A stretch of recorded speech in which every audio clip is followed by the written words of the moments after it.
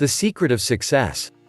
There is in nature a great law, the law of attraction, by the operations of which all things, from atoms to men, are attracted toward each other in the degree of the common affinity of common use.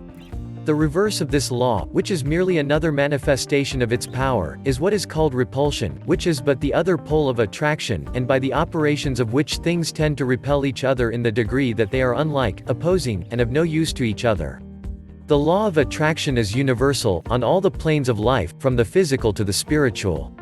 Its operations are uniform and constant, and we may take the phenomena of one plane and thereby study the phenomena of another plane, for the same rule applies in each case, the same law is in operation in the same way. Beginning with the tiny corpuscles, electrons, or ions, of which the atoms are formed, we find manifested the law of attraction. Certain electrons attract each other, and repel others still, thereby causing to spring into existing groups, combinations and colonies of electrons which being in agreement and harmony manifest and constitute what are called atoms, which until recently were supposed to be the primal form of matter.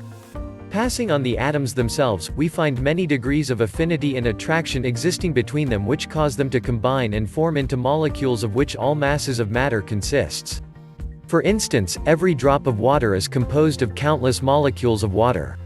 And each molecule is composed of 2 atoms of hydrogen and 1 atom of oxygen, the combination always being the same in every molecule of water. Now, why do these atoms combine in just this way, with the same invariable grouping and proportion?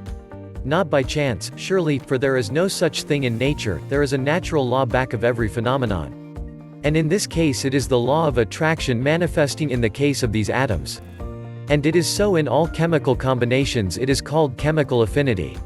Sometimes an attached atom will come in contact with, or in proximity to, another atom, and then bang goes the explosion of the molecule as the atom flies away from its partners and into the arms of the other atom for which it has a greater affinity. There are marriages and divorces in the world of atoms, you will notice. And in the cases of the molecules, it is found that certain molecules are attracted to others of the same kind, under what is called cohesion, and thus masses of matter are composed. A piece of gold, silver, tin, glass, or other form of matter is composed of countless molecules held together tightly by cohesion, and this cohesion is merely another form of the law of attraction, the same that draws all things together.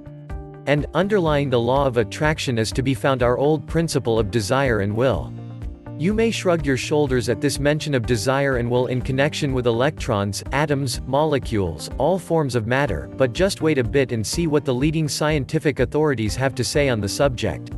Professor Haeckel, one of the world's greatest scientists, a materialist who would sneer at the teachings of mental science, even this man, naturally prejudiced against mentalist theories, finds himself compelled to say, the idea of chemical affinity consists in the fact that the various chemical elements perceive the qualitative differences in other elements, experience pleasure of revulsion at contact with them, and execute specific movements on this ground. He also positively and distinctly states that in the atoms there must be something corresponding to desire for contact and association with other atoms, and will to enable the atom to respond to the desire law is constant throughout nature, from atom to man, physical, mental and spiritual. But what has all this to do with the secret of success, you may ask? Simply, that the law of attraction is an important part in the secret of success, inasmuch as it tends to bring to us the things, persons and circumstances in accordance with our earnest desire, demand, and will, just as it brings together the atoms and other particles of matter. Make yourself an atom of living desire and you will attract to yourself the person, things and circumstances fitting in with the accomplishment of your desire.